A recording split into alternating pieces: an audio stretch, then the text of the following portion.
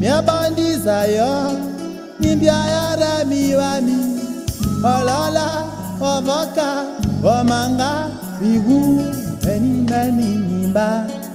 Ilosi, ilasa, silence. Silence. Nyarwaniziwe, ikamba sitwanizaka. Yapungi nawe, akanda mimpungaka. Naibamba, nangoza, nankwana, narondo, yanga, nilewe. Ezenga, oe, silence.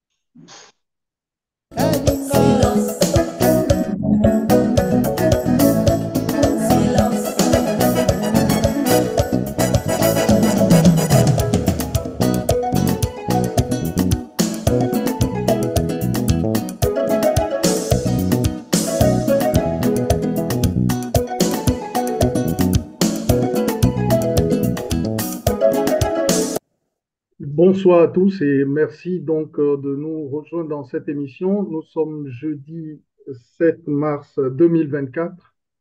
L'émission de ce soir est consacrée donc à la situation sociopolitique au Gabon à travers la question de l'énergie suite au rachat d'Assala Énergie par le gouvernement gabonais dirigé par Brice Clotaire Oligui Nguema, donc qui dirige la transition gabonaise. Nous évoquerons aussi la question de la Comilogue, la compagnie minière de Logoué, qui a fait face également à plusieurs polémiques liées donc à la question des déguerpis de l'EIMA et de l'Écolo 2. Nous parlerons enfin donc du dialogue national, mais nous passerons également en revue la situation de la création de la nouvelle compagnie aérienne, donc Fly Gabon. Alors, pour évoquer cette question, j'ai le privilège de recevoir sur ce plateau Monsieur Marc-Ulrich Malécou. Monsieur Malécou, bonsoir et merci d'être des nôtres. Je voudrais m'excuser pour les 10 minutes environ de retard que nous avons accumulés, mais c'est lié aux impondérables de la technique. En tout cas, on va essayer de les rattraper dans cette émission. Je compte sur vous, Monsieur Malécou. Bonsoir, encore une fois. Bonsoir, Monsieur Dossou, et merci de l'opportunité que Civican Média et vous m'offrez à nouveau pour davantage m'expliquer sur la situation sociopolitique et économique du Gabon. Alors, qui est donc Marc-Ulrich Malécou? En quelques mots, je rappelle qu'on attend également Jonas Moulenda d'un moment à l'autre dans cette émission. Il va nous rejoindre. Commençons d'abord par votre présentation très rapidement. Qui est donc Marc Ulrich Maléco? Bien, citoyen gabonais, journaliste, intéressé par les questions politiques et singulièrement la politique panafricaine, la reconquête par les États africains de leur pan de souveraineté pris en otage par les puissances impérialistes. Donc, un politique intéressé par les questions politiques, candidat déclaré à la présidentielle de 2023 et probable candidat à la prochaine élection présidentielle de son pays. Alors, la prochaine et probable élection présidentielle dont les termes et les délais ne sont même pas encore fixés. On ne sait pas quand est-ce qu'ils auront lieu. Mais commençons d'abord par une question simple, une réponse simple. 7 mois après l'arrivée au pouvoir de Brice Clotaire Oligui Nguema, comment aujourd'hui se porte la transition dans votre pays, Monsieur Maléco? Bien, la transition se porte mal. C'est une transition qui se vit quasiment en berne. Pourquoi en berne? Parce que cette transition est le prolongement de l'écriture de l'histoire du Gabon au brouillon. Pourquoi au brouillon? Parce qu'il n'y a pas de rupture avec les 56 ans de règne de Bongo Ier et Bongo II qui ont été incarnés par Ali Bongo et Omar Bongo Ondimba. Ce règne que nous avons cru rompu avec l'arrivée des militaires au pouvoir au soir du 30 août 2023 s'est révélé être un bluff. Résultat des courses, après donc 56 ans de règne d'Omar Bongo, avec Omar Bongo, ses fils biologiques et adoptifs, désormais sous le règne toujours du système politique d'Omar Bongo, le système Bongo PDG. Cette fois-ci, le chapitre 2 ne s'écrit plus avec les fils biologiques et spirituels, mais avec les fils biologiques et naturels, mais avec les fils politiques et spirituels. Donc, nous sommes toujours otages d'un système politique prédateur avec une France-Afrique qui joue en patron, en donneur d'ordre et en véritable contrôleur, contrôleur du jeu politique, économique et social au Gabon, malheureusement en tirant le Gabon vers le bas toujours. Donc le CTRI nous a promis un essor vers la félicité. On se rend compte que c'est un essor vers la félicité en carton. C'est une tromperie politique, c'est une trahison nationale. Et je crois que les Gabonais, en temps utile, en tireront toutes les conséquences. Alors, pourquoi parlez-vous de trahison nationale, s'il vous plaît? Entrons un Mais peu dans trahison quelques nationale éléments. parce que, pourquoi la trahison? Depuis 56 ans, le peuple gabonais aspire à se libérer du système Bongo PDG qui naturellement le précarise, le zombifie, naturellement en laissant la famille régnante, qui est la famille Bongo, contrôler toutes les richesses du pays au détriment de la majorité sociologique qui est écrasée. Donc, on aspirait après le 30 août, vous avez vu toute l'euphorie. C'est parce que les Gabonais ont cru qu'on se libérait d'un régime dictatorial, autocratique, comme dans beaucoup de pays en Afrique, notamment au Togo, au Bénin, en Côte d'Ivoire. Mais 4, 5 mois après, on se rend compte que finalement, nous sommes engouffrés dans le même système. Et ce système qu'on avait cru enterrer et organiser les funérailles renaît de sa belle mort, reprend du poil de la bête et recontrôle au nez et à la barbe des Gabonais qui aspiraient à un changement tous les leviers de l'économie politique, économique et sociale. Donc, le Gabon est toujours sous l'emprise d'un même système, sauf que les acteurs ont changé.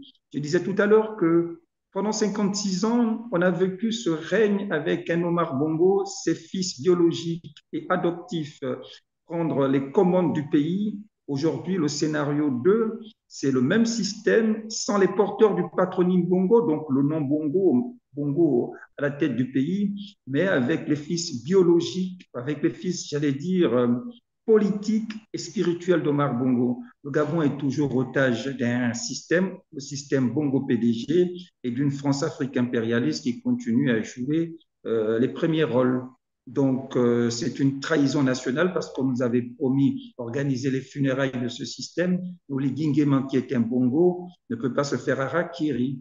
il ne peut pas scier la branche sur laquelle il est assis. Il n'a su que faire ça pendant 56 ans, sinon presque, et étant moulé, étant un produit de ce système, eh bien, tuer le système Bongo, c'est se tuer. Et son incapacité également à renoncer aux accords de coopération esclavagiste qu'il lie avec la France. Est-ce qu'en fait l'incompréhension ne vient pas de ce que les Gabonais ont sans doute peut-être mal perçu l'arrivée au pouvoir de M. Brice Clotaire Oligui Nguema?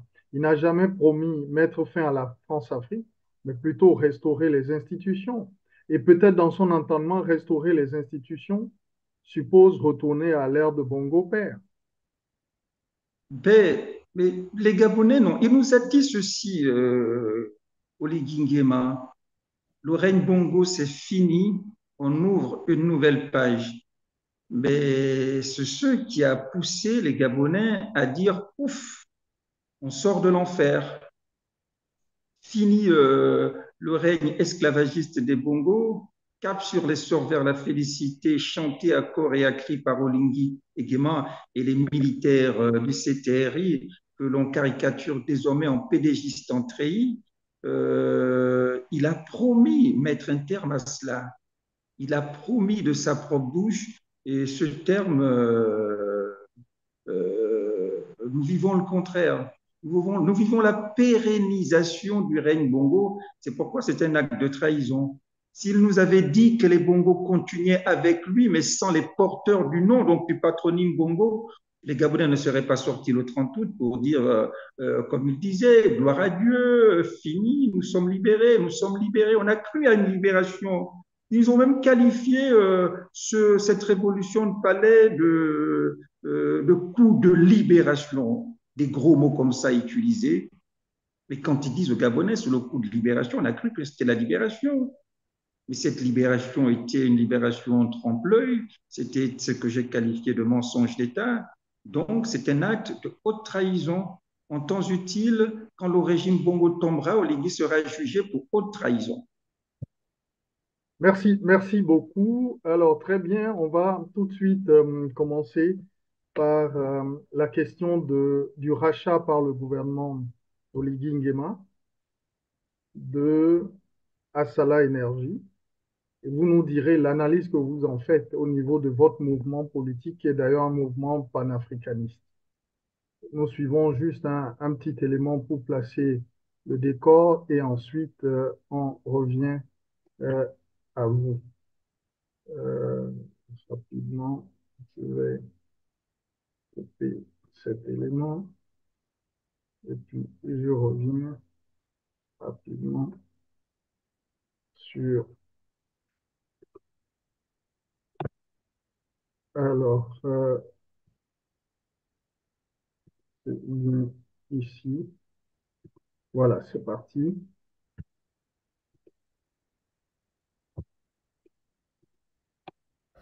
Le président de la République, Brice Clotaire Oligui Nguema, l'avait annoncé au cours de son adresse à la nation, le rachat des actifs d'Assala Énergie Gabon. Quelques jours plus tard, le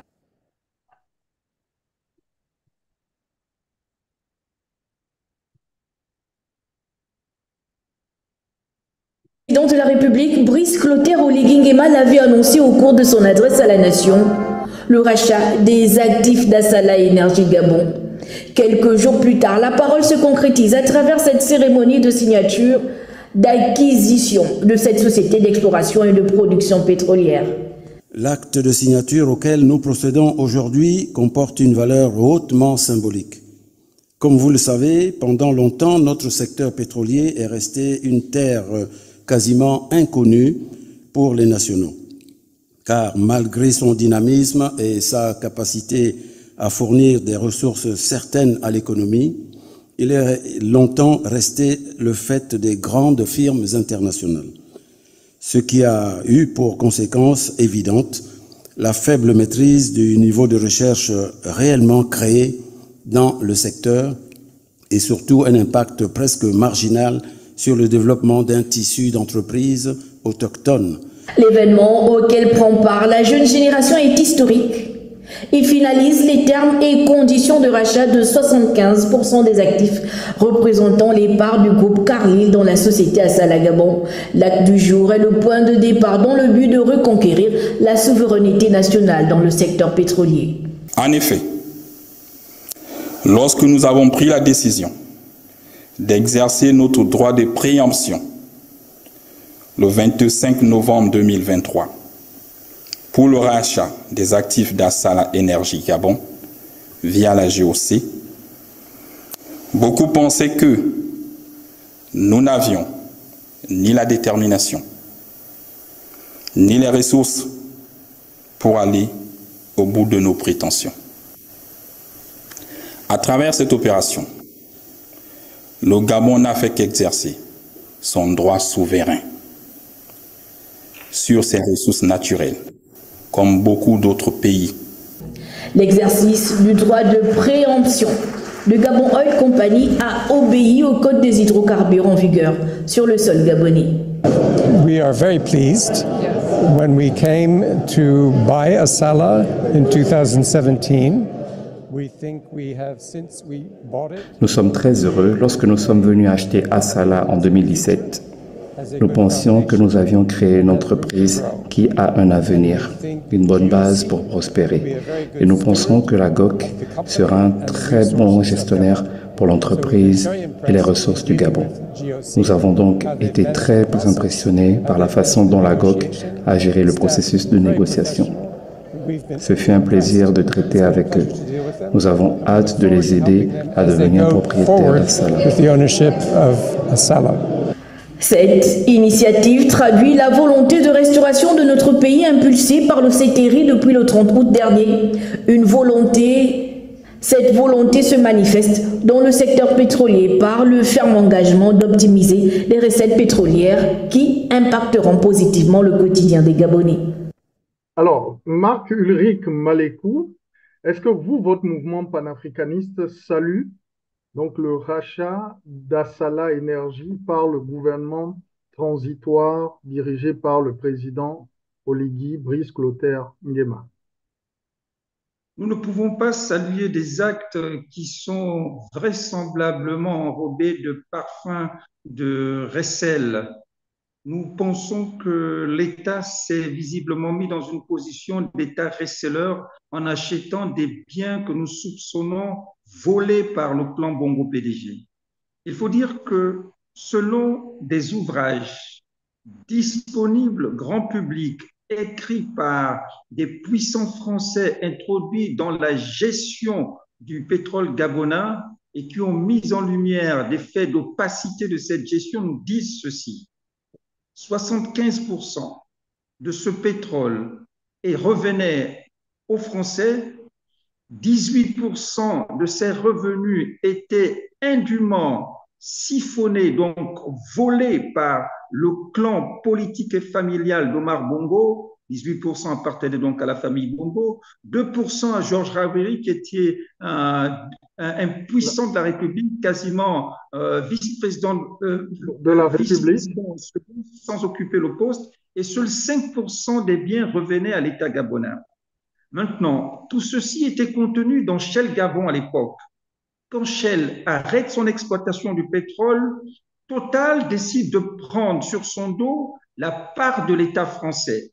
Ça veut dire les 60 ou 75% environ, et le reste des parts, dont les 18% des bongos sont repartis à travers d'autres repreneurs. Et nous soupçonnons que Assala, à travers justement le géant américain Carlyle, ait mis ses billes à l'intérieur d'Assala Gabon qui a été racheté. Parce que après le rachat, les autorités gabonaises avouent que la part du Gabon qui était indiquée à 5% sont remontées à 20%.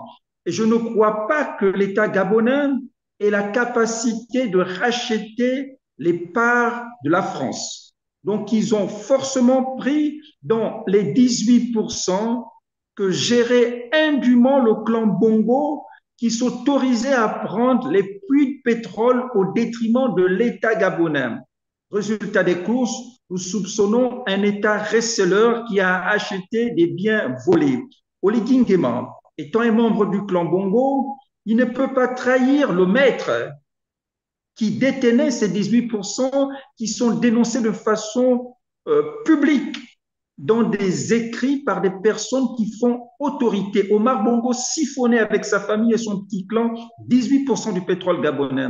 Nous soupçonnons qu'il y a eu un micmac, que ces 18% ont été rachetés pour essayer de blanchir tous les méfaits et les cas de détournement du pétrole gabonais par Omar Bongo et son clan. Et puis, bon, voilà, pour faire beau, on dit aux Gabonais, on a racheté Assala, qui ne dit pas qu'Assala est un prête-nom et que les billes de 18% ont simplement été rachetées à travers justement ce micmac pétrolier. Nous ne pouvons pas saluer de pareilles opacités parce que nous saluerons quand ils nous diront clairement où sont passés la part des 18% du pétrole gabonais que siphonnait, volait indûment le clan Bongo. Et quelle est la part de la France dans ce qui reste exactement? Plus que tout ça se passe dans une opacité, on ne veut pas nous dire clairement où sont passés les 18%. Nous soupçonnons un rachat de ces 18%. Résultat des courses, nous ne pouvons pas saluer quelque chose qui fait basculer l'État dans des soupçons d'État receleur, sinon État voleur. C'est le clan Bongo qui essaye donc de faire une pratique de blanchiment, pas de capitaux, des capitaux, on veut le dire, puisque c'est un blanchiment pétrolier. Donc, nous soupçonnons des pratiques de blanchiment d'État receleur que nous ne pouvons pas saluer. Mais nous saluons tout de même le fait que l'État gabonais pourrait se faire quelques dividendes avec une remontée à 20% de ses revenus de pétrole. Mais la pratique, dans le fond, sans le sulfure. Alors, il faut rappeler que sur cette affaire d'Assala, il y a plusieurs choses. Hein. C'est que ce rachat pose plusieurs problèmes. Le premier problème, c'est quel est le montage financier qui a permis de racheter Assala Énergie? Première question, on ne sait pas exactement. Et à combien le deal a été conclu? Et pourquoi l'État gabonais a déboursé le double du montant qui était normalement initialement prévu lors de la session il y a 7 mois à Morel et Prom.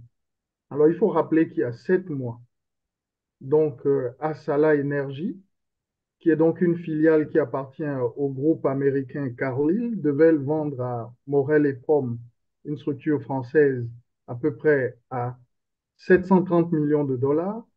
Mais ce qui va se passer, c'est que 7 mois plus tard, le gouvernement gabonais va débourser l'équivalent de 1,3 milliard de dollars, à peu près 800 milliards de dollars, 800 milliards de francs CFA. Vous voyez? Donc, de 440 milliards de francs CFA, nous sommes passés à 800 milliards de francs CFA environ. Mais la question qui se pose, c'est qu'aujourd'hui, l'État gabonais va contrôler Assala Gabon, mais en réalité, derrière se cache la holding qui s'appelle donc Assala Energy. Et vous avez Assala Trading, qui fait de la vente de pétrole et d'énergie, Assala Upstream, et puis Assala Energy UK, donc en Grande-Bretagne. Mais la véritable question, c'est pourquoi y a-t-il autant d'opacité sur cette affaire qui sent véritablement le souffle? Et à un moment où les Gabonais souffrent, la question sociale se pose sous cette transition et on a déboursé l'équivalent de 800 milliards pour acheter une compagnie probablement au double du prix qu'il coûtait il y a à peine 7 mois. Quelle analyse vous en faites? Mais vous savez, le clan Bongo, dont Oligui Nguema est aujourd'hui l'un des principaux chefs, n'a brillé que par des pratiques de prédation économique, prédation politique.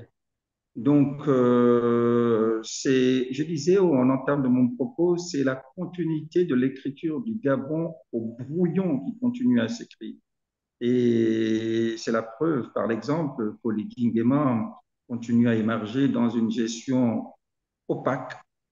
Donc, le fait que cette gestion souffre d'autant d'opacité, d'autant d'ambiguïté dans la lecture de la traçabilité financière, autant d'opacité dans la clarification des partenaires associés à la gestion du pétrole gabonais, eh bien, nous ne pouvons pas saluer cette opération en dépit des dividendes justement qui vont aller créer un symbole, qui vont en termes de valeur ajoutée dans les caisses de l'État.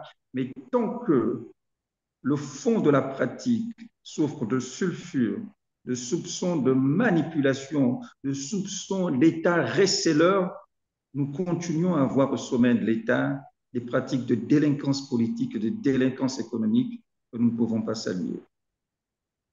Pourquoi est-ce que, par exemple, une question, là on voit par exemple le président de la transition, M. Brice Clotaire Oligui Nguema, le PDG de Assala Énergie, le Premier ministre, M. Raymond Dongsima, M. Marcel Abeke, le ministre du Pétrole, et puis je crois, ça doit être, je crois, le dirigeant de Gabon Oil Company, qui est juste à côté de M. Oligui.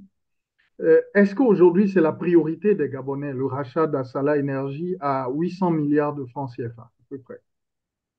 Mais je crois que c'est tout le paradoxe de cette transition qui est également dévoyée. Dévoyée parce que justement, en prenant le pouvoir, en trompant les Gabonais que l'essor vers la félicité était amorcé et que la fin des bongos était annoncée, Oligui Nguema nous disait ceci à la prise de pouvoir. J'organise les funérailles du système Bongo PDG, mais surtout, je restaure les institutions et je rends la dignité aux Gabonais.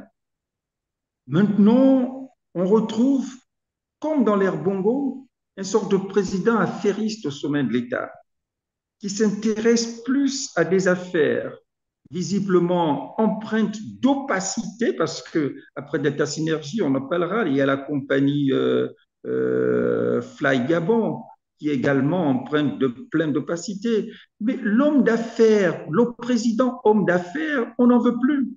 On a assez mal vécu ça avec Omar Bongo, mal vécu ça avec Ali Bongo. Il s'intéressait plus à l'argent du Gabon qu'au développement socio-économique des Gabonais. Regardez un peu. On achète à Salah, on achète on met en place la compagnie à coups de milliards également, Fly Gabon. Alors que je prends les indicateurs économiques et sociaux sont en lambeaux. Je prends un exemple aussi simple. Vous vous rendez compte, depuis la rentrée des classes, les élèves gabonais n'ont pas encore reçu les bulletins de notes parce que nous sommes incapables de simplement imprimer des bulletins de classe. Les responsables d'établissement n'ont pas de budget de fonctionnement. Ils achètent de leur poche les craies pour écrire au tableau. Maintenant, le chômage est à son comble. Les retraités sont précarisés comme sous l'ère Omar Bongo et on s'autorise à faire des achats à coût de milliards de francs CFA sans que les facteurs principaux du social et de l'économie qui pourraient remettre justement le moral des Gabonais d'aplomb ne sont pas mis. Je pris l'exemple de l'école, je prends l'exemple de l'accès à l'eau potable. Seulement à Libreville, les foyers, l'accès à l'eau potable comme l'accès à l'éclairage ne sont pas disponibles. Les hôpitaux sont des mouroirs. Le chômage, je dis, bat son plein. Et voici qu'on s'achemine vers des rachats sulfureux, pleins d'opacité et qui laissent transparaître une fois de plus au sommet de l'État, monsieur, des présidents hommes d'affaires. Je crois que les indicateurs sociaux... Est-ce que, autre question, comment vous expliquez qu'aujourd'hui, au Gabon, il y a deux questions qui se posent. La question également de la transparence sur le processus. Vous avez un parlement de transition au Gabon. Vous avez également un Sénat. Comment vous expliquez que le parlement de transition gabonais n'ait pas pu connaître les termes de référence de cet achat-là, des conventions d'achat, et le contrat n'est pas rendu public, le montant également n'est pas rendu public. On ne voit pas la société civile, on ne voit pas les médias monter au créneau, on ne voit même pas les parlementaires, peut-être excepté Ulrich Marc Malécou. Alors, comment vous expliquez cette opacité au niveau des institutions, l'absence de contre-pouvoir aujourd'hui dans cette affaire d'Assala Énergie? Ben, écoutez, les acteurs qui représentaient le contre-pouvoir ont décidé de passer à table. Et comme on dit, la bouche qui mange ne parle pas. Oligui Nguema s'est arrangé à acheter leur silence, signe des temps, justement ce silence assourdissant qui est constaté dans l'opinion alors que le pays est en train de connaître une courbe descendante. Oligui Nguema, sachant ce qu'il ferait des finances publiques et de la gestion du pays, en fait, la trajectoire qu'il allait amorcer avec la trajectoire du pays, s'est arrangé simplement à avoir sous son coude les empêcheurs de tourner en rond d'hier. Bon, ceux-ci se sont prêtés au jeu. Aujourd'hui, ils sont dans des positions assez confortables, probablement, pour ne plus avoir le courage de parler. Bon, comment expliquer ça? Écoutez, c'est des décisions personnelles que chacun d'entre nous prend dans sa vie. Et quand on décide de se prêter à ce jeu, moi, je ne saurais ajouter de commentaires, hein, parce que je saurais ajouter de commentaires simplement qu'Oligui Nguema s'est arrangé à acheter le silence des empêcheurs de tourner en rond. Aujourd'hui, le Parlement, dans son ensemble, tous nommés par Oligui Nguema, se prêtent dans un silence complice de tout ce désordre que nous constatons. Donc, la société civile n'a plus de voix, les minorités n'ont plus de voix pour les défendre. Et tant que les choses seront à l'état, Oligui Nguema tentera de dérouler ce tapis de gestion approximative de l'État, malheureusement, sous le silence des grandes voix qui défendaient les causes des minorités et les pratiques d'entorse à l'État de droit qui existaient sous l'ère Bongo. Bon, maintenant que ces voix ont décidé de se taire, de se laisser museler par Oligui Nguema, c'est un triste constat que nous faisons tous, hein. Pas de commentaire particulier. Est-ce que derrière cette affaire, alors avant cette dernière question sur Assala, on va suivre en quelques minutes juste un petit élément sur à peu près ce que représente Assala pour vraiment notre audience qui n'est pas très habituée aux questions gabonaises, pour se donner une idée à peu près de l'importance d'Assala dans le secteur de l'énergie au Gabon. C'est le deuxième producteur d'énergie au Gabon.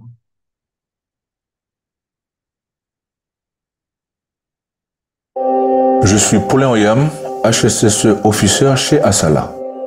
Dans mon rôle, je veille à la santé, la sécurité, la sûreté et la protection de l'environnement. Je travaille selon les normes les plus élevées et comme tout le monde ici, j'ai le droit et le devoir d'arrêter tout travail, car la sécurité est toujours prioritaire et relève de la responsabilité de chacun.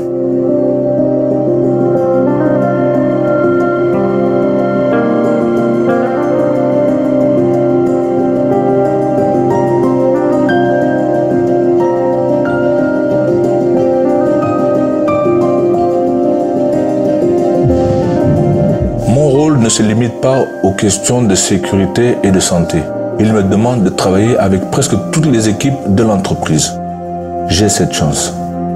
Sur le terrain comme dans nos bureaux, les compétences et expertises se complètent pour assurer le fonctionnement optimal de l'ensemble des activités. Ces expertises sont multiples. Il y a d'abord le travail de l'exploration et d'analyse du sous-sol que mène l'équipe Géosciences et qui permet de rechercher et trouver les hydrocarbures. Nos prestataires, guidés par Assala, montent ensuite nos rigues de forage pour réaliser de nouveaux puits ou les améliorer. Les équipes opérations prennent ensuite la main pour assurer la production d'hydrocarbures, piloter la performance des puits et suivre la qualité de la production. L'équipe maintenance, elle, prend soin des installations comme les turbines à gaz, les pompes et les compresseurs. Les équipes workover entretiennent et améliorent les puits.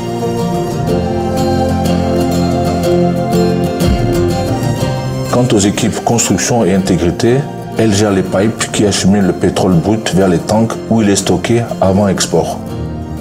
Assala investit continuellement dans ses infrastructures critiques pour en maintenir l'intégrité afin de protéger les personnes, l'environnement et la chaîne de valeur pour la République du Gabon, Assala et ses partenaires.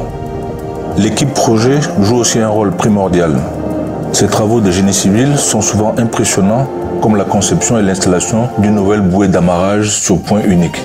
Équipement de 270 tonnes qui sert à charger le pétrole brut sur les navires pétroliers. Ou encore la mise en place de compresseurs, colossal équipement qui permet de maintenir la pression dans les puits. L'équipe projet a conçu également la centrale électrique qui alimente notre site de Gamba.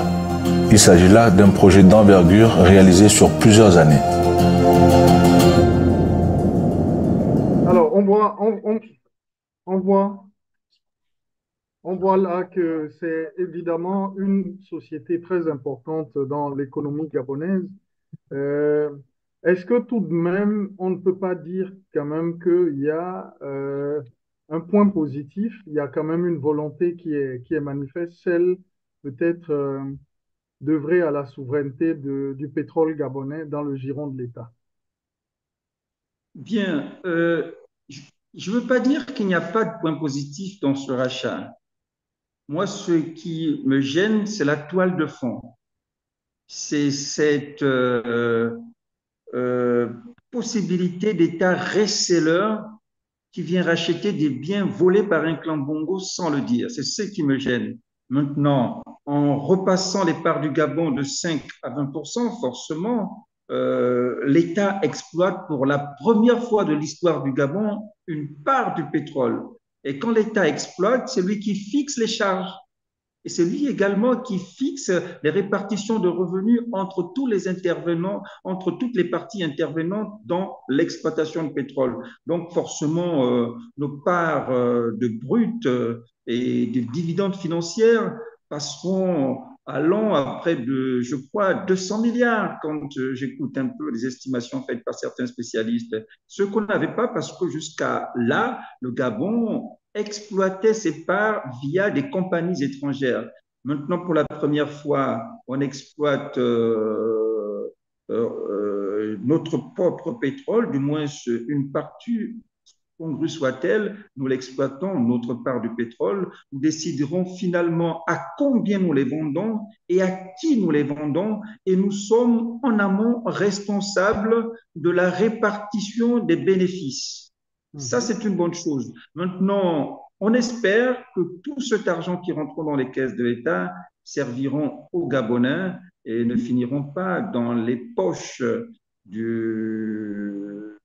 futurs dirigeants et des actuels dirigeants que sont le CTRI, dont la marque de gouvernance tourne autour du clientélisme, du népotisme et de l'impunité.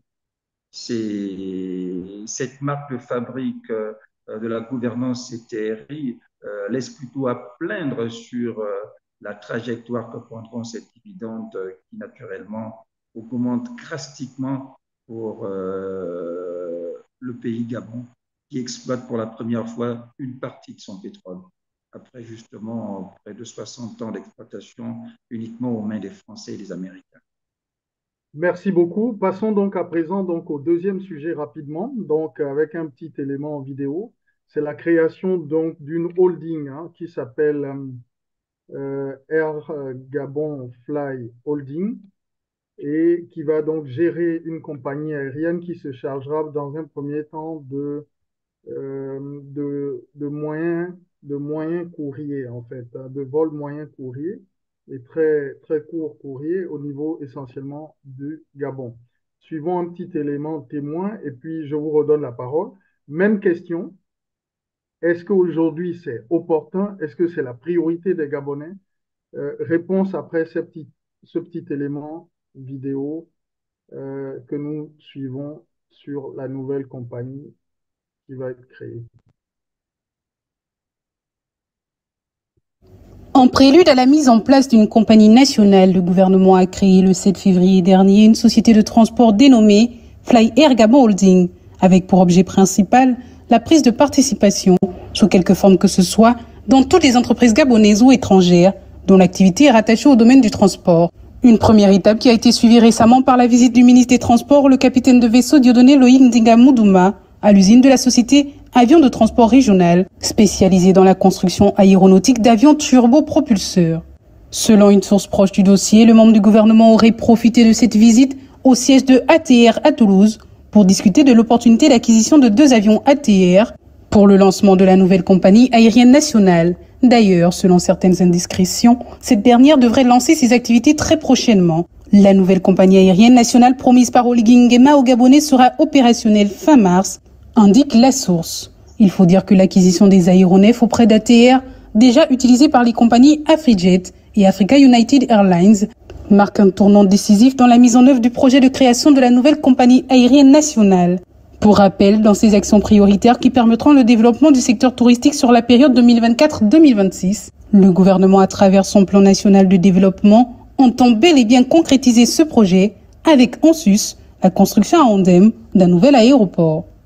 Même question, Monsieur Ulrich Marc-Maléco, est-ce que vous saluez la création d'abord d'une holding qui sera chargée en fait d'opérer dans le secteur du transport aérien au Gabon comme à l'étranger à travers des prises de participation et la création d'une compagnie aérienne gabonaise qui va avoir lieu donc sous le nom donc de Fly Gabon.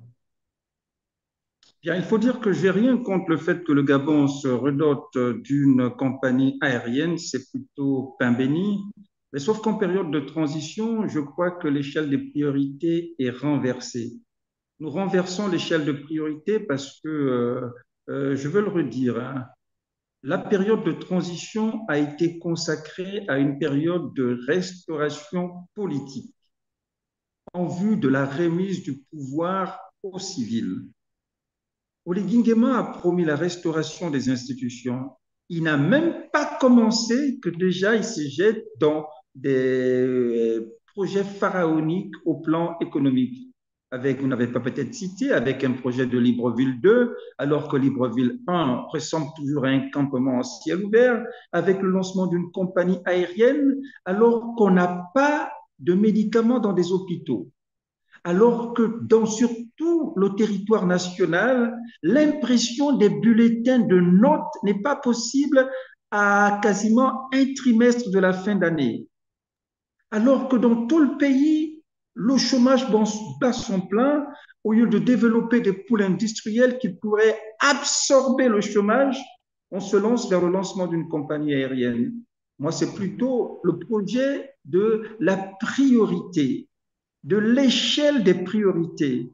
Moi, je crois que la compagnie aérienne est au bas de l'échelle de priorité. La prioriser en avant par rapport à la restauration des institutions. Nous avons besoin actuellement de redorer l'image Gabon, que nous héritons de 56 ans de gabégie, avec un système politique défaillant et expressement entretenu par un clan bongo. Mais franchement, aujourd'hui, ce qu'on veut, c'est un système politique en capacité de nous organiser des élections transparentes et équitables qui nous permettront de tourner le dos aux hold-up électoraux et tous les massacres des populations civiles qui ont suivi justement les dénonciations de ces élections truquées. Et le président élu qui viendra après pourra s'attaquer à tous ces chantiers pharaoniques aussi importants pour l'État. Mais les 2 ans de transition, la remise du pouvoir aux civils, on le remettra dans quel état? Avec toujours un Gabon au brouillon?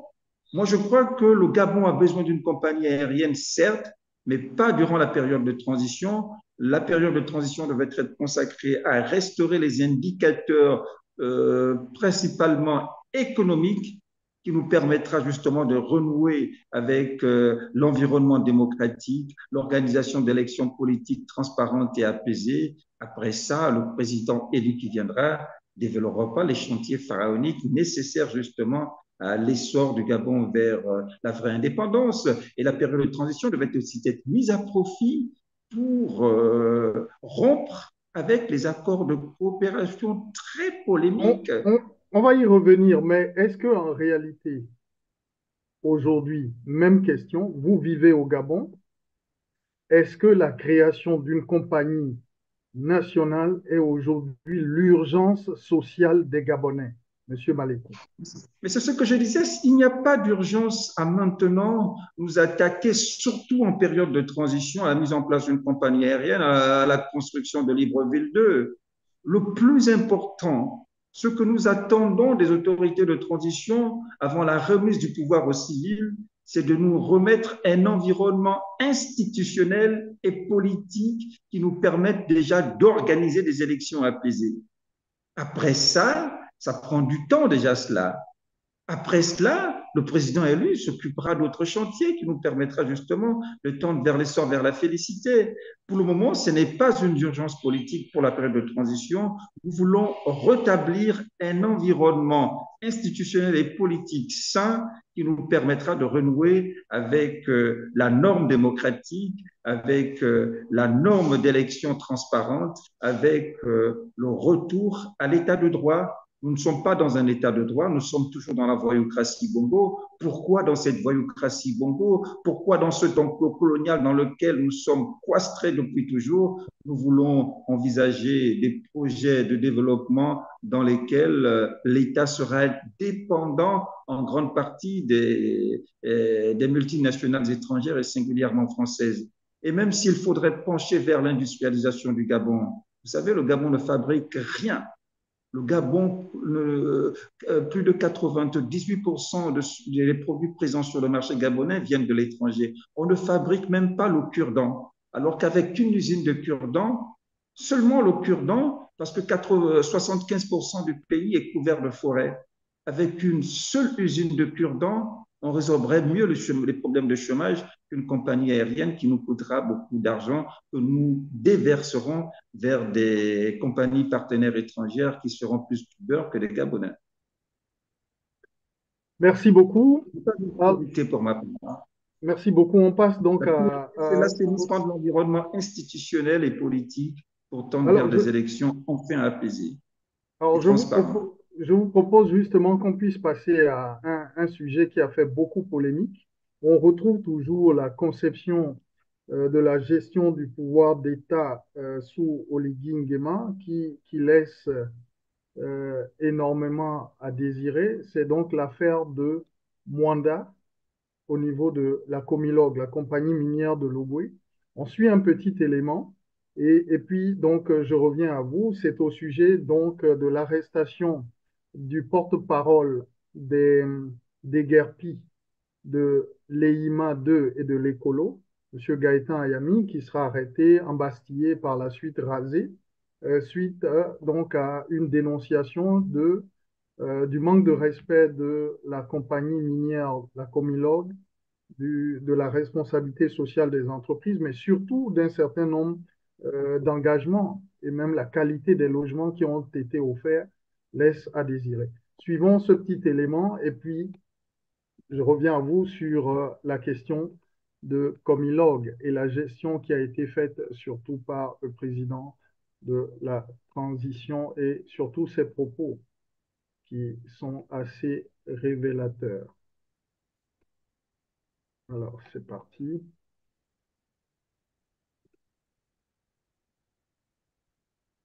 L'actualité est essentiellement un rappel. Tout d'abord, dans la province du Haut-Ogooué, le chef de l'État a visité les installations sociales de la compagnie minière de l'Ogooué, Comilog. C'est dans le cadre de la responsabilité sociale des entreprises. Le président a procédé par la suite à la remise des clés des villas avec titre foncier aux anciens habitants du quartier Leima. Priska Mugula. Elle quitte l'EIMA, quartier sous-intégré de la commune de Mwanda, pour le lotissement de l'Écolo 2. Bonjour, ça va? Je vous remercie. C'est là où tu vis. Moi, peu importe. Viens ici. Allez, continue. Ça va? Avancez. C'est le but, monsieur le président. Moi, l'état où je vis, ça fait des années.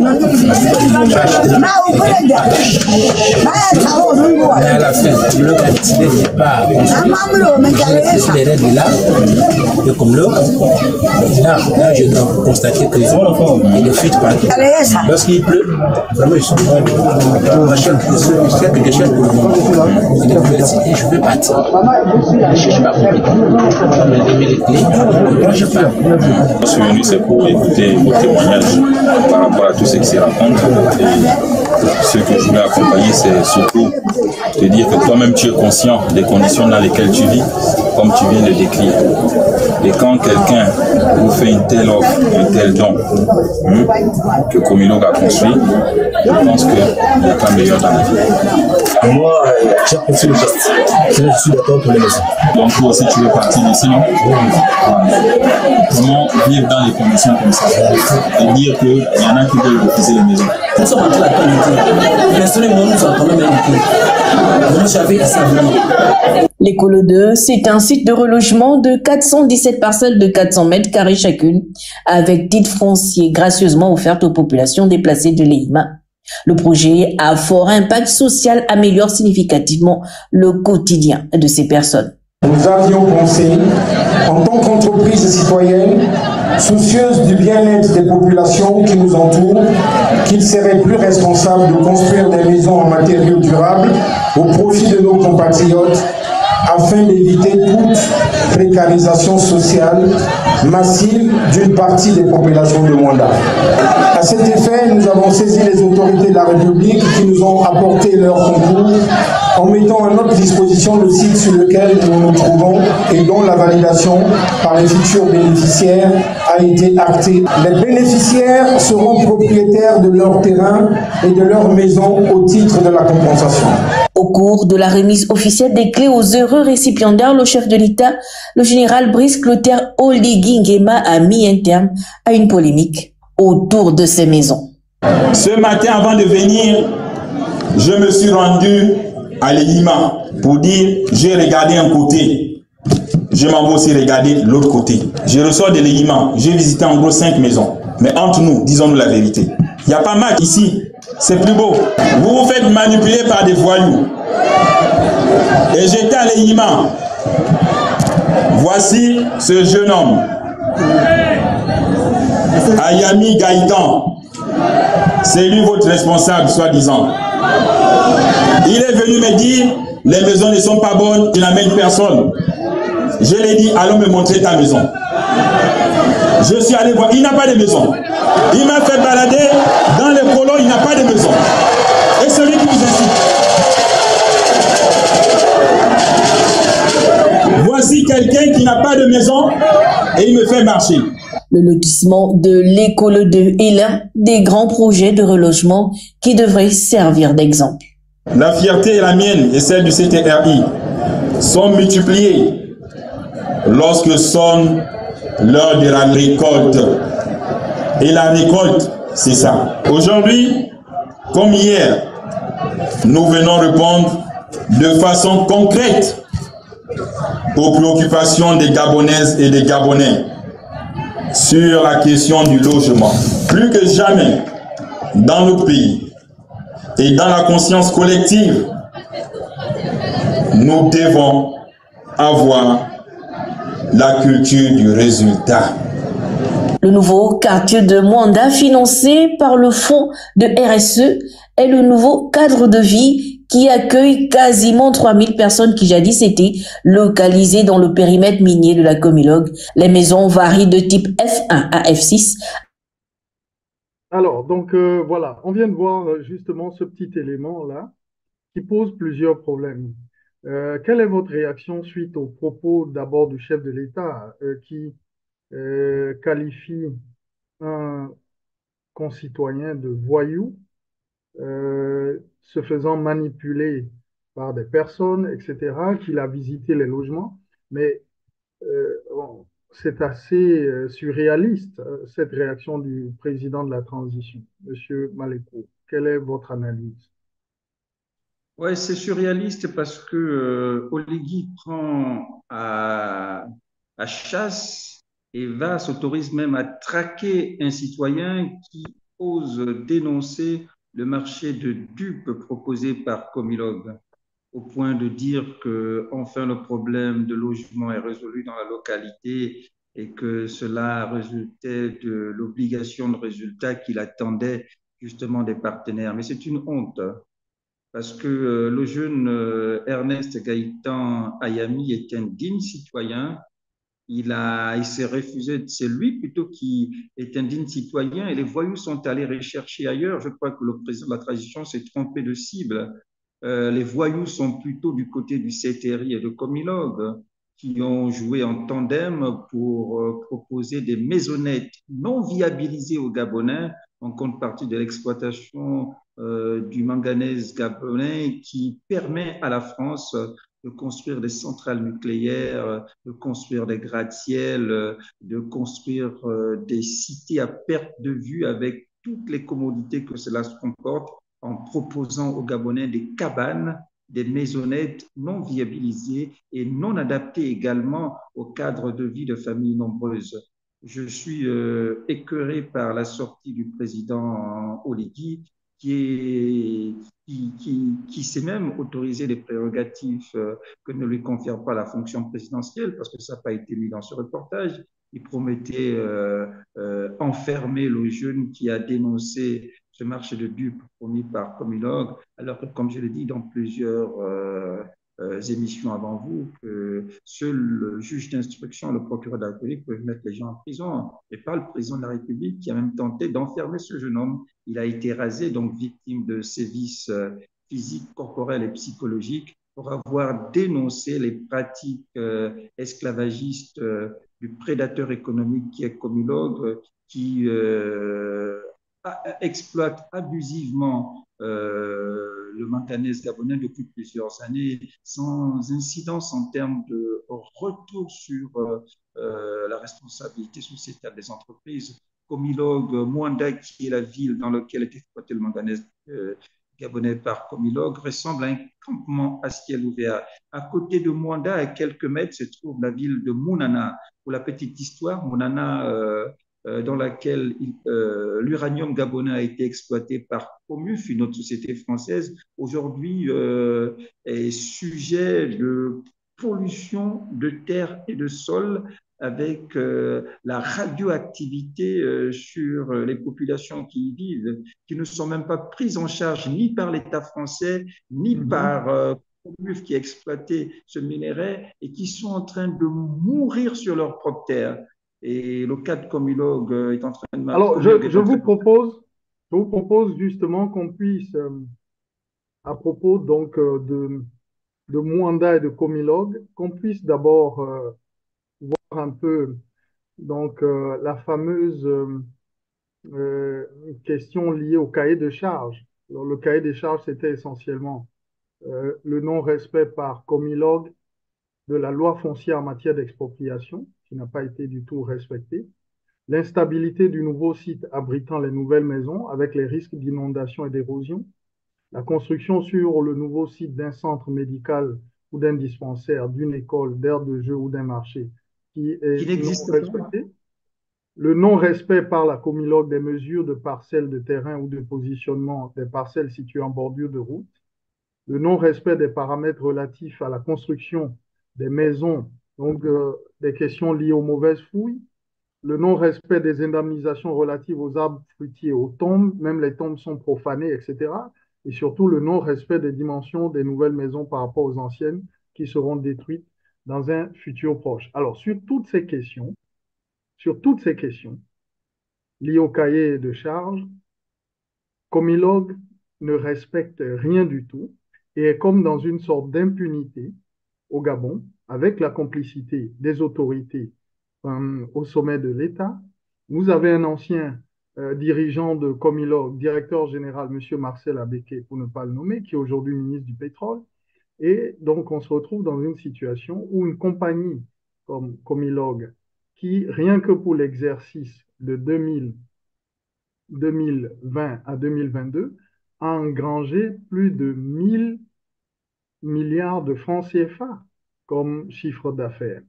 Vous voyez? Donc, c'est une compagnie qui est extrêmement rentable, qui génère beaucoup d'argent, mais dont les Gabonais, aujourd'hui, ne tirent pas du tout profit de ça en termes de respect, de responsabilité sociale des entreprises, comme on dit aujourd'hui. Je voudrais juste, avant de vous donner la parole, qu'on suive ce petit élément qui nous donne une idée pour les exercices de 2020, 2021, 2022. Vous avez la compagnie Comilog qui a réalisé 1112,12 milliards de chiffre d'affaires. Vous voyez? Donc, c'est une compagnie qui est extrêmement rentable, qui génère beaucoup d'argent, qui appartient au géant français Eramet. Okay? Et Mwanda est l'un des leaders en matière de production de manganèse. Mais tout cet argent-là, on ne sait pas où ça passe. Et ça ne profite pas du tout aux Gabonais. Voyez-vous? Aux habitants notamment de Mwanda. Comment vous analysez les violations donc, du cahier de charges liées au RSE, mais aussi l'absence de prise de sanctions de la part des autorités étatiques gabonaises contre Eramet, dont la filiale est Comilog. Je vous disais que le CTRI est caricaturé en pédégiste en treillis. C'est-à-dire ces militaires au pouvoir sont caricaturés pédégiste. Pédégiste, c'est le parti visiblement déchu et qui en réalité renaît de ses cendres avec la complicité du CTRI. Les CTRI, le comité de transition pour la restauration des zones de transition, sont qualifiés de pédégistes en treillis.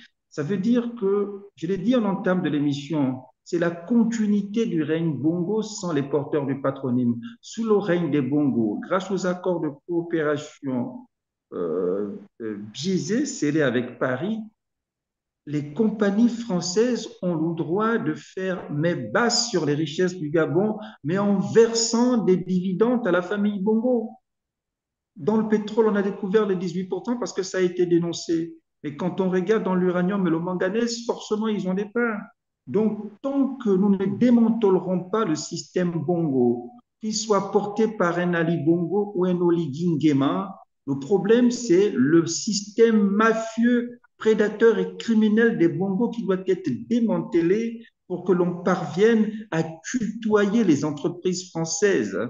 Tant que le clan Bongo au pouvoir sera représenté au sommet de l'État, eh bien, la France autorisera à faire tout ce qu'elle est en train de faire. Parce que les Bongo, on leur part dans tout ce désordre. On peut précariser les Gabonais. Écoutez, excusez-moi du peu, mais ils pissent dessus. Donc l'objectif, ce n'est pas Comilog, c'est mettre un État de droit et mettre à la tête du pays des compatriotes amoureux du Gabon, pas amoureux de l'argent du Gabon, comme les Bongo et tous leurs représentants, pour que nous puissions dire à ces contrats de concession scellés, c'est fini, stop. Monsieur les Français, ces contrats de concession qui desservent les Gabonais, nous arrêtons. Mais tant que le clan Bongo sera là, qu'il s'appelle Oligui Nguema, Ali Bongo ou Tartampion, eh bien, les Gabonais continueront à être précarisés. Donc, le problème, ce n'est pas Comilog. C'est qui nous mettons à la tête de notre pays pour mettre un holà à tout ce désordre. Et Oligui Nguema, en tant que membre du clan Bongo, eh bien, il pérennise un règne commencé par ses prédécesseurs.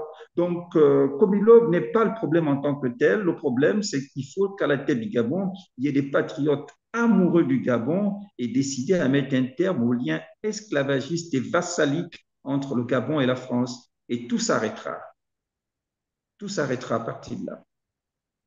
Très bien. Alors, regardons à peu près les fameux logements qui sont controversés. Ça donne à peu près une idée de ce qui est proposé donc aux Gabonais. Et puis voilà, je reviens à vous. Alors ça, c'est à peu près donc les logements que l'on voit là. Oui, des logements non viabilisés. Hein? Alors qu'avec ce manganèse, ils construisent des gratte-ciel chez eux et nous, ce sont des bicoques non viabilisés qu'ils veulent nous livrer en nous disant quand le président Oligui Nguema parle du culte du résultat, l'obligation de résultat avec ça. Mon Dieu, mais quelle honte pour le pays. Alors là, enfin, des solutions sont apportées au problème du logement. Des logements en carton. On ne peut pas continuer comme ça, Monsieur le Président Oligui.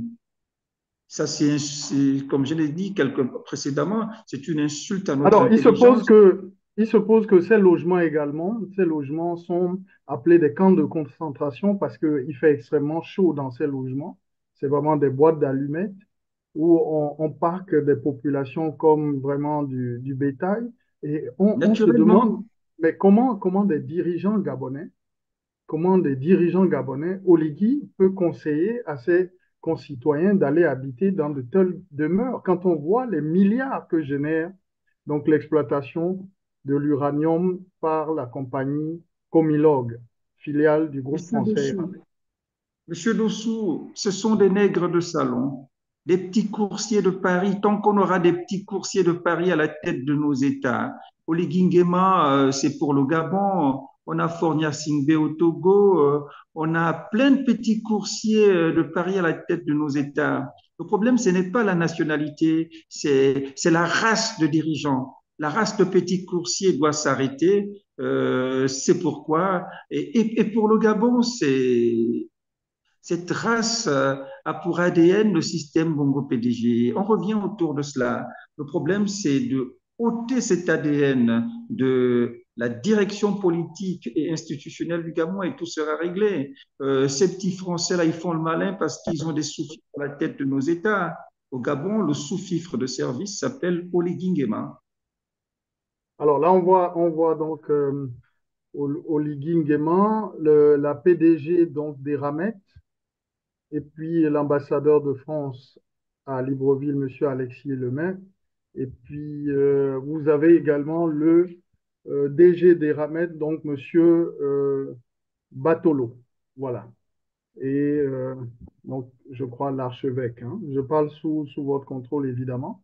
Alors, comment le Oui, chef de l'État, l'archevêque le président de de la la région transition, du Haut-Ogooué, plutôt l'évêque de la province du Haut-Ogooué. alors l'évêque de la province du Haut-Ogooué. Alors, on a le sentiment véritablement que les nègres n'ont pas droit à des logements dignes de ce nom, mais vraiment à des boîtes d'allumettes, à des camps de concentration, où il fait extrêmement chaud, où les terrains sont pollués, où ils ne sont pas du tout viabilisés, et on les parque comme du bétail. C'est assez indigne que le chef de la transition se prête à cet exercice, Monsieur Malekou. Mais quand on arrive à la tête du pays avec la complicité de la France, c'est à cela qu'il faut s'y attendre. C'est pourquoi Osons pour l'Afrique a pour credo politique la fin des accords de coopération esclavagistes et vassaliques. Nous ne pouvons pas éternellement continuer à être des vassals de la France, s'enrichir au détriment des populations pour faire plaisir aux maîtres colons. Parce qu'en contrepartie, on a le retour de quelques dividendes au détriment du peuple gabonais. Et comme Oligui Nguema ne doit pas sa présence au peuple gabonais, c'est pourquoi peut-être il se comporte ainsi. Il n'a pas été élu des Gabonais, il est arrivé par un coup d'État soutenu par la France. Et bien, c'est peut-être sa part de retour d'ascenseur, au donneur d'ordre du coup d'État. Ok, très bien. Je voudrais à présent donc que vous nous dites un mot sur, par exemple, la question également qui est apparue, c'est celle de la responsabilité de la chaîne décisionnelle. Voyez-vous, comment vous expliquez que les différents responsables qui se sont succédés à la tête de ces sociétés d'État au Gabon, dans le secteur du bois, dans le secteur du pétrole, dans le secteur des mines, des hydrocarbures, etc., ne sont jamais inquiétés, ne répondent jamais de leurs actes. Quand on voit ce qui se passe à la Comilog, et certains sont même promus, sont nommés, est-ce qu'il n'y a pas comme ça une prime à une forme d'impunité? Ne serait-ce que en termes d'enquête, certains auraient dû quand même être interpellés pour répondre de leurs actes. Quand on voit le scandale de Mwanda, et je veux parler du ministre Marcel Abeke, qui est ministre du pétrole, et on a parlé d'Assala Énergie, où il y a toute une controverse sur le rachat d'Assala Énergie. On ne connaît pas le montant, il n'y a pas de transparence, les documents ne sont pas disponibles, on ne sait pas exactement ce qui a été racheté. Une compagnie qui a été rachetée quasiment au triple de sa valeur 7 mois plus tard. Donc, il y a toujours un parfum comme ça de blanchiment, de scandale financier. Et là également, il est mis en cause également, aux côtés d'autres Français, hein. Il est mis en cause dans le dossier de la Comilog, qu'il a dirigé à peu près pendant 20 ans. Comment vous expliquez cette espèce d'impunité qui caractérise les dirigeants gabonais qui ont dirigé les richesses des Gabonais? Non, cette impunité s'explique par un seul fait, l'absence de souveraineté. Quand je parle de souveraineté, elle n'est pas que politique, elle est également économique. Et tant que le Gabon ne sera pas souverain sur le plan politique et économique, eh bien, ce genre de pratiques entretenues par ce déni de souveraineté auront des vieux os. Donc, le problème, ce ne sont pas les hommes, c'est le système et l'environnement politique institué qui est favorable à la prospérité justement des nègres de salon. Et Oligui Nguema, je l'ai encore dit en entame, a scellé depuis 4-5 mois son magistère sous le sceau du clientélisme, du népotisme et de l'impunité. Et pas seulement sur le volet économique, même sur le volet politique. L'un des faits les plus flagrants de ce clientélisme, népotisme et impunité, c'est le cas Marie-Madeleine Boroncho, du nom de la présidente de la Cour constitutionnelle pendant plus de 30 ans. Cette dame s'est autorisée, parce que membre du clan Bongo, à cautionner des hold-up électoraux à tour de bras, sous Bongo père, Bongo premier, Omar Bongo, sous Bongo 2, Bongo fils, Ali Bongo Ondimba. Et on espère que, voilà. Et aujourd'hui, ces coups d'État ont été assortis de plein de choses. Des familles ont perdu des vies. Le Gabon a connu des incidences post-électoraux d'une gravité, mais je ne sais pas, insoupçonnée. Mais cette dame n'est pas inquiétée. Pourquoi? Parce que simplement, le déni de souveraineté politique existe. Et comme le déni de souveraineté économique existe, les gens comme Marcel Adéqué, tant que ça existera, ne rendront pas des comptes. C'est pourquoi l'objectif, ce n'est pas Oligui est un valet de service. Nous devions nous attaquer au système qui nous maintient dans cet état et qui rend prospère la venue aux commandes de l'État et dans des leviers de décision de ces nègres de salon. Donc, combattons le système france-africain qui nous prive de capacité à être souverain au plan économique et politique pour que ces hommes disparaissent d'eux-mêmes et qu'il y ait un état de droit, il y ait une justice qui ne soit pas aux ordres pour que enfin ces gens-là rendent des comptes. Et à côté d'Ali Bongo, qui ne peut pas rendre des comptes sur Oligui Nguema, qui était membre du système Bongo, eh bien, Oligui Nguema, les Ali Bongo, les Marie-Madeleine Borancho, les Marcel Abeke rendront des comptes quand nous mettrons un terme à ces liens vassaliques avec la France qui permet à ces gens de prospérer au plan politique et économique. Donc, le problème du Gabon, c'est se libérer du joug impérialiste, se libérer de la France impérialiste, et ces valets seront enfin jugés. Ali Bongo, Omar Bongo, Oligui Nguema pour haute trahison, Marie-Madeleine Borancho également pour crimes politiques et crimes de sang. Donc, le problème, ce n'est pas ces hommes qui existent, c'est l'environnement qui leur permet d'exister, que nous devions mettre un terme pour que ces gens, enfin, rendent des comptes devant une justice qui ne soit plus caporalisée aux ordres et que, parce que l'état de droit aura enfin droit de cité dans le pays. Donc le vrai problème, ce ne sont pas les hommes qui le pratiquent, mais c'est l'environnement qui leur permet de prospérité. De prospérer.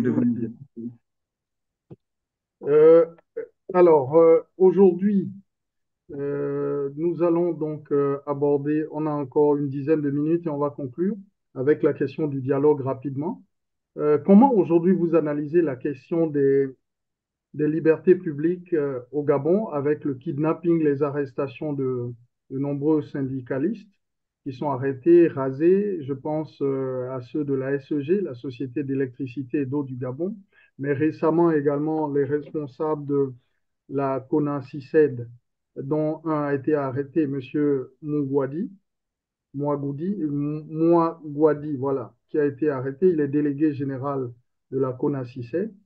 Il a été kidnappé. Il y a eu une forte mobilisation. Je crois qu'il a été relâché.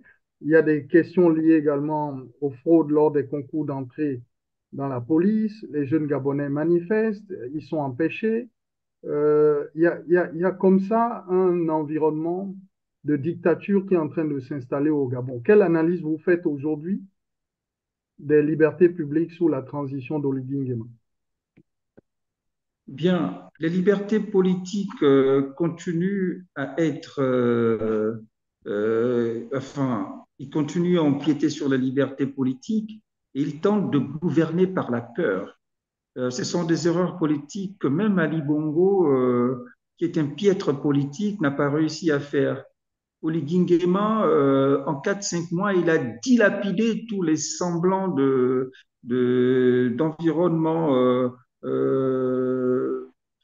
d'environnement social acquis par Ali Bongo, il est dilapide très tranquille. Donc le CTRI, les militaires au pouvoir qui sentent qu'ils ne sont pas en capacité de gérer un pays, que le masque tombe sur leur mensonge d'État de restaurer les institutions et la dignité, tentent désormais de gouverner par la peur, en pensant que les Gabonais vont se terrer. Oh, les militaires, c'est là, il faut se cacher, il ne faut pas dénoncer, sinon on viendra te chercher. Écoutez, qu'ils sachent, ces militaires, que le Gabon n'est pas à caporaliser et que nous ne leur laisserons rien faire contre les intérêts du Gabon. Le Gabon n'est pas le Gabon des militaires, c'est le Gabon des Gabonais. Ils ne sont pas au-dessus de la loi et nous ne leur laisserons rien faire contre les équilibres de vivre ensemble. Donc, leur tentative, leur velléité de gouverner par la peur ne marchera pas. Voici des gens qui disent on vient vous restaurer la liberté et ils sont les premiers à marcher sur les libertés publiques. Non, les libertés publiques sont viciées par ces militaires qui tentent de vouloir faire des vieux yeux au pouvoir, mais par le règne de la peur. Mais qu'ils sachent, ces militaires, que le Gabon n'est ni à vendre, ni à caporaliser, et qu'ils s'y tentent de caporaliser les gens, et bien qu'ils aillent faire leur rêve ailleurs, pas au Gabon. Nous ne laisserons aucun militaire marcher sur cette République. C'est ce que je veux dire pour le moment. Donc, la tentative de gouverner par la peur, ça ne marchera pas. Nous ne laisserons pas le pays de nos ancêtres être caporalisé par des pédégistes en treillis. Merci beaucoup. Nous allons donc amorcer la dernière ligne droite avec la question du dialogue politique national. On commence avec justement un petit élément qui pose la question du dialogue. Et je vous redonne la parole.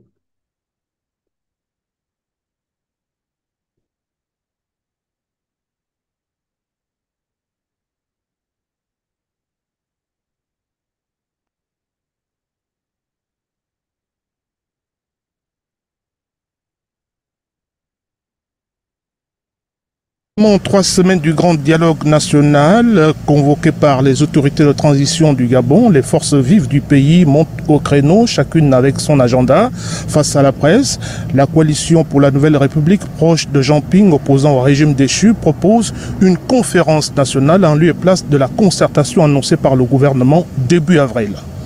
Le président de la transition, ayant déclaré la mort du duo majorité-opposition, donc, le contexte actuel ne se prête pas à un dialogue.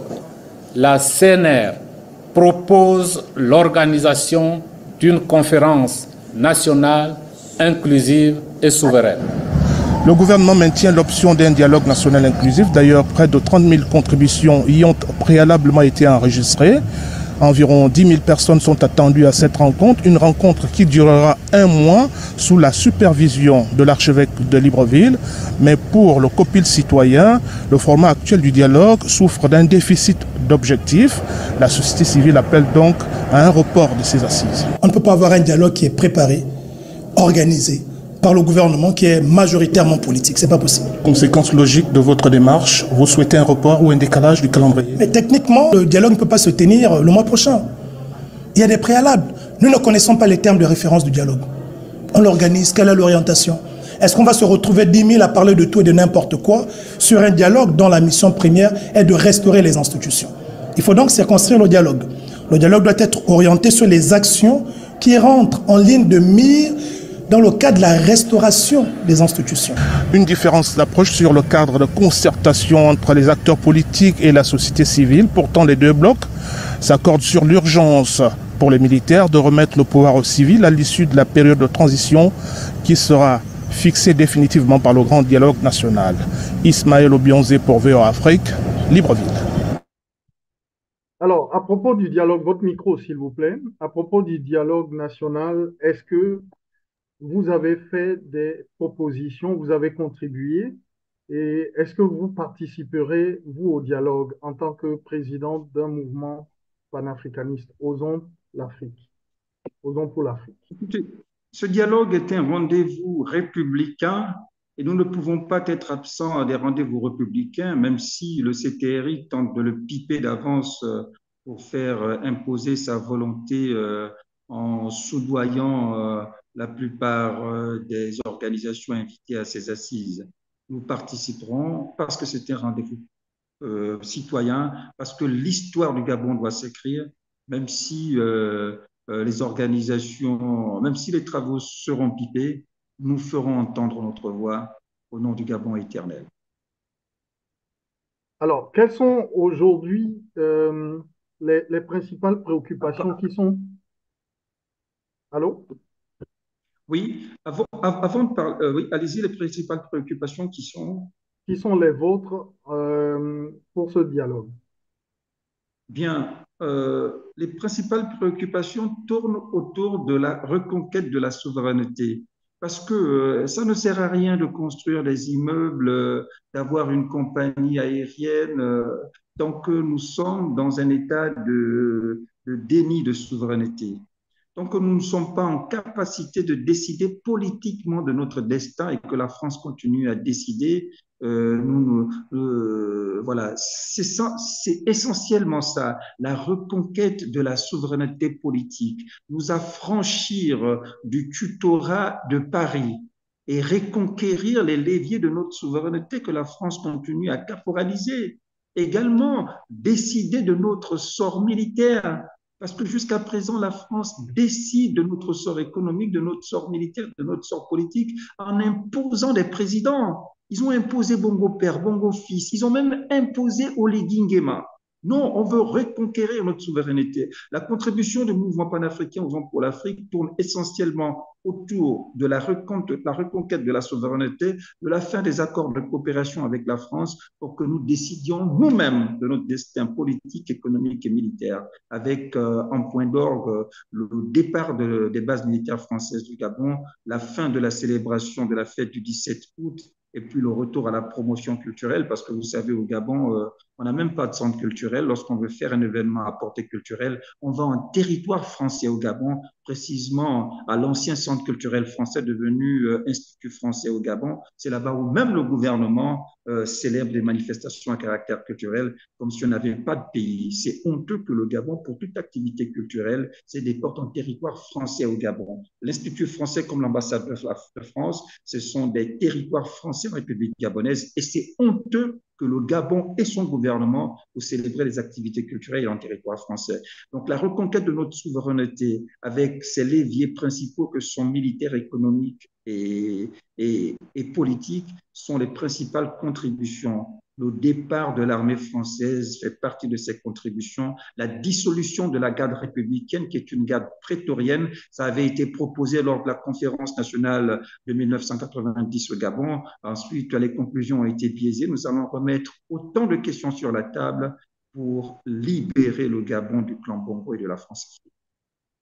Merci beaucoup. Nous allons suivre en quelques minutes à peu près ce que dit la ministre gabonaise à propos de ce dialogue et on vient à vous et nous allons conclure cette émission. Alors, je rappelle que nous attendions donc Jonas Moulenda. Je crois qu'il n'a pas pu nous rejoindre, sans doute pour des questions techniques. Voilà, on suit la ministre Minkoui.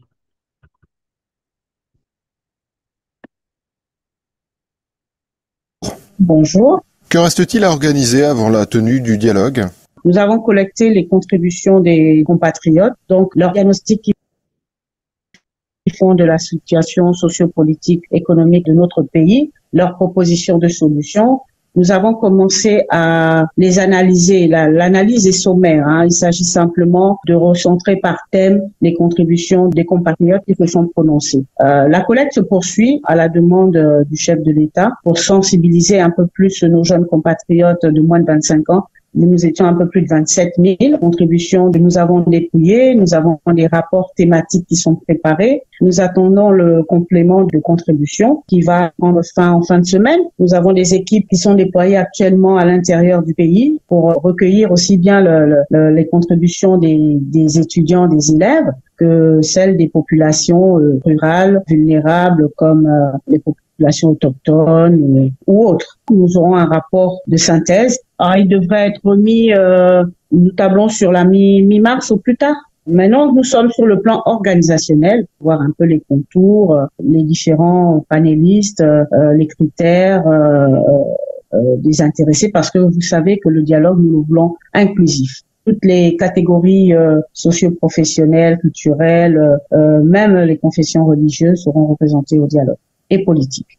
Avec un tel nombre de contributions, comment allez-vous choisir qui sera invité et comment ferez-vous le tri? On a par exemple plus de 100 partis politiques, dont certains sont des coquilles vides, donc comment sélectionner? Écoutez, le tri commencera par les participants, en fonction qui seront partis politiques, confessions religieuses, associations, patronats, ONG, le monde éducatif, le monde universitaire et d'autres. Maintenant, la sélection, nous n'avons pas encore convenu comment ça va se passer parce que, comme vous le dites, plus de 100 partis politiques, mais je vous dirais qu'à la date du 19 janvier dernier, seuls 59 ont contribué à l'appel au dialogue. Alors, nous verrons avec le CTRI, le gouvernement. Bon, nous sortons d'un passé assez douloureux. Nous allons tenir compte de tous ces éléments. En tout, vous attendez combien de participants? Je pense que nous serons entre 500 et 1000. Y compris d'ex-hauts responsables de l'ancien pouvoir, ministres, présidents d'institutions, etc. Écoutez, les uns et les autres sont des Gabonais. C'est un dialogue inclusif. Nous allons nous rassembler pour penser à l'avenir de notre pays, le devenir du Gabon sur un long terme. Donc, nous devrons mettre toutes les intelligences en commun pour réfléchir sur quelque chose de durable, de très durable. Mi-novembre, le CTRI annonçait ce dialogue pour avril. Le Premier ministre a évoqué entre avril et mai. Quand pensez-vous qu'il se tiendra? En avril. Nous allons simplement respecter le calendrier de la transition. Et sur le lieu d'organisation, est-ce qu'un choix a été fait? Alors, 2 sites ont été retenus. Il s'agit du stade de l'Amitié, sino-gabonaise, et du Palais des Sports. Donc, le Palais des Sports abritera les phases d'ouverture et des clôtures, qui seront des phases populaires. Et maintenant, les travaux s'effectueront sur le site du stade d'Angonjo. Oui, parce que certaines parties du stade sont vieillissantes et doivent être rénovées, c'est ça? Oui, bon, c'est une réhabilitation relativement importante et nécessaire. Savez-vous combien ce dialogue va coûter? Y a-t-il un budget arrêté? Alors qu'on sait bien aussi que certains veulent participer uniquement pour toucher des perdièmes. Écoutez, nous n'allons pas inventer la nature humaine. Le Gabon n'a pas la prétention de changer la nature humaine d'un coup. Toute concertation de cette nature a un coût. Nous allons veiller également à ce qu'il ne soit pas exorbitant parce que nous avons d'autres priorités, notamment infrastructurelles. Alors, je vous renverrai à la loi de finances, dans laquelle est inscrite un certain montant, autour de 3 à 5 milliards de francs CFA, sachant qu'il s'agit d'une concertation qui va tenir environ sur un mois avec des compatriotes de la diaspora, de l'interpays. C'est un mal nécessaire pour notre pays, donc nous n'allons pas chipoter sur les chiffres, mais nous allons veiller à ce que ce soit pas exorbitant non plus, parce que nous avons de réels défis pour répondre aux besoins de nos compatriotes. En 2017, le dialogue d'Angondjé a duré.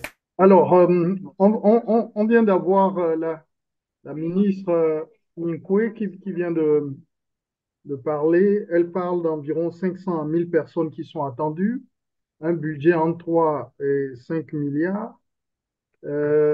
Monsieur Malekou, et nous allons tout droit nous orienter vers la fin de cette émission.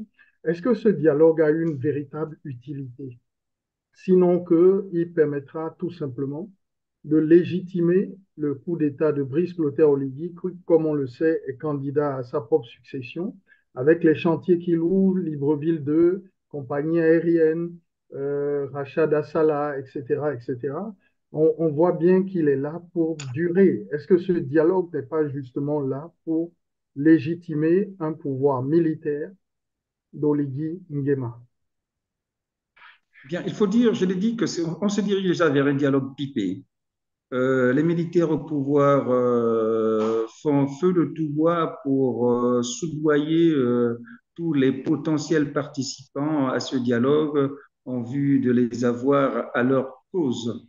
Donc, c'est un dialogue pipé qui est en train d'être organisé et l'objectif est justement de permettre aux participants de donner une sorte de caution morale et un vernis de légitimité aux militaires au pouvoir. Ça ne trompe personne. Mais cela n'empêche que des voix discordantes également s'organisent pour faire entendre leur voix, pour dénoncer notamment, comme je l'ai dit, cette présence militaire encombrante des forces d'occupation françaises au Gabon, pour dénoncer l'interventionnisme de la France sur les politiques gabonaises avec sa caution au coup d'État de Brice Clotaire Oligui Nguema et la présence de 52 ans de règne despotique des Bongo, pour dénoncer et appeler à la dissolution de la garde républicaine dont Brice Clotaire Oligui Nguema a été jusqu'à un passé récent l'un des principaux chefs et qui est une garde prétorienne, pas une garde républicaine, c'est un abus de langage.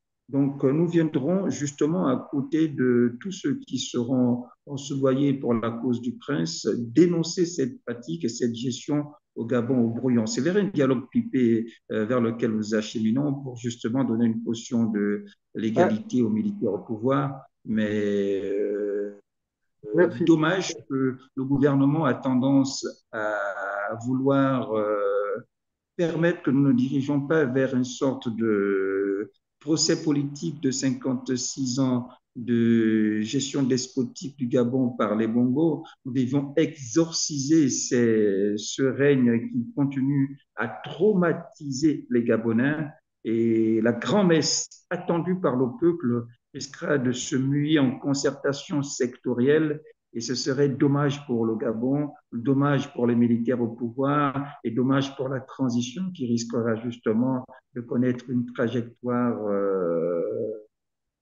pas Alors, révisée. une question. Donc, vous allez participer à ce dialogue, probablement que vous allez, voilà, vous allez toucher donc votre per diem également à ce dialogue, ça, il n'y a pas de souci. Non, mais écoutez, s'il y a des fonds de présence, on ne crachera pas dessus, je vous le dis clairement, parce que c'est... Non, on ne crachera pas dessus. Monsieur Malécou, laissez-moi finir, s'il vous plaît. Non, laissez-moi finir, s'il vous plaît. C'est vrai qu'il y a des per diem qui sont prévus. Nous ne partons pas pour les per diem, hein, puisque nous avons une voix bien discordante par rapport à tout ce qui se dit autour de... à tous les louanges qui sont chantées autour des militaires. Allez-y, pardon, excusez-moi de vous interrompre. Oui, non, il n'y a pas de souci. Donc, tous ceux qui participeront au dialogue vont toucher leur per diem. Alors, c'est la première fois visiblement qu'on voit un dialogue où on est censé parler des vraies questions de gouvernance, des vraies questions de fond du pays, et les gens seront payés pour venir assister au dialogue. Vous voyez, les pays comme le Bénin ont organisé des conférences nationales souveraines. Nous n'avons pas souvenance de ce que des per diem étaient payés aux gens par jour. Voyez-vous, donc déjà là, on a presque comme une forme d'achat de conscience qui est en train d'être fait par le régime. Et puis, dernière question, quelles sont les différences de ce dialogue-là, qui va avoir lieu, le dialogue national inclusif, avec celui qui a eu lieu à Gondje par le gouvernement d'Ali Bongo il y a exactement un peu moins d'un an, si ma mémoire est bonne, je crois. Un peu en 2023, je crois, qu'il y a eu un dialogue à Gondje avec l'ancien régime au pouvoir. Pour vous, est-ce que ce n'est pas tout simplement la continuité qui vise à légitimer un système qui est celui donc d'Oligui Nguema, qui est une continuation des mêmes pratiques du PDG?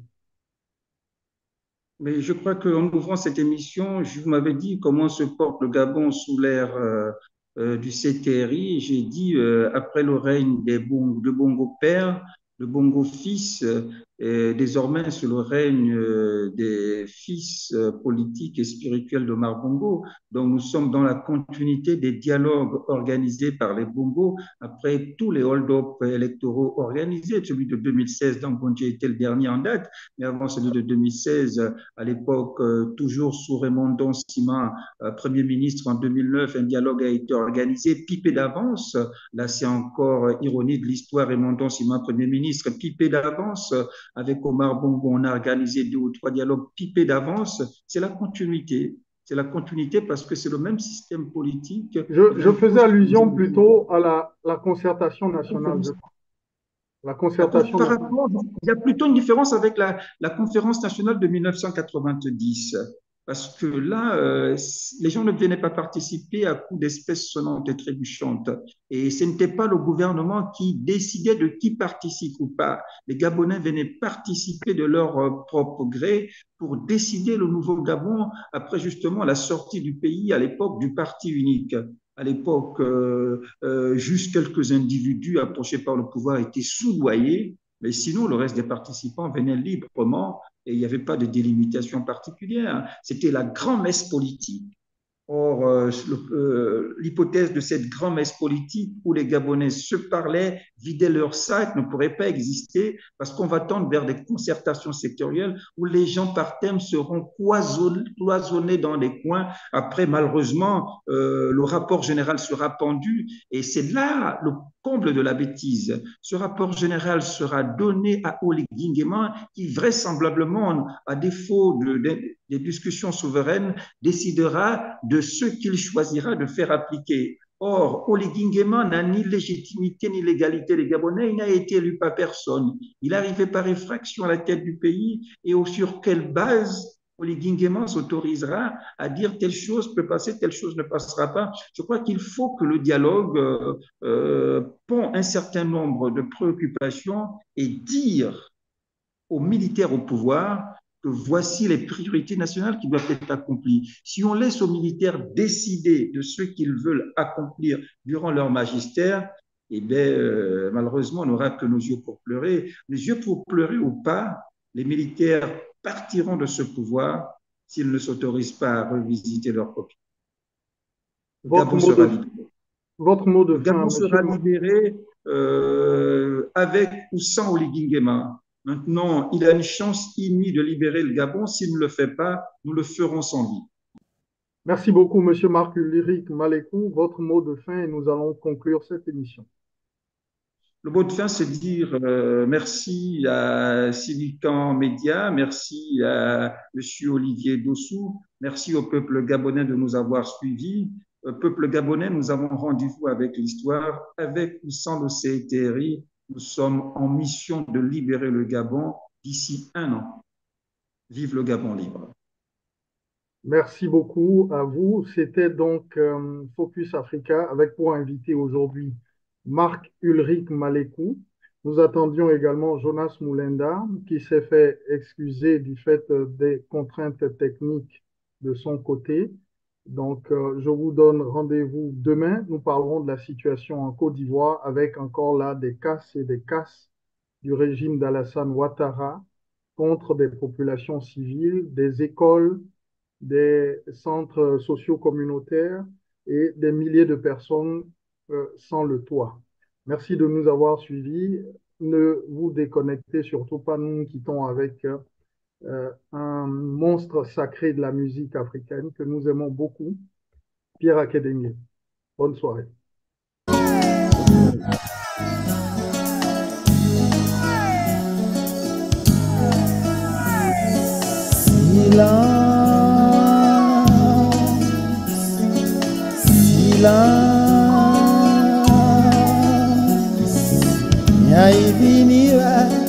Ilanda ya tanda nyoe mia bandiza yo nimbia ya rami wami olala ovoka omanga bigu enimani nimba ilosi ilasa silan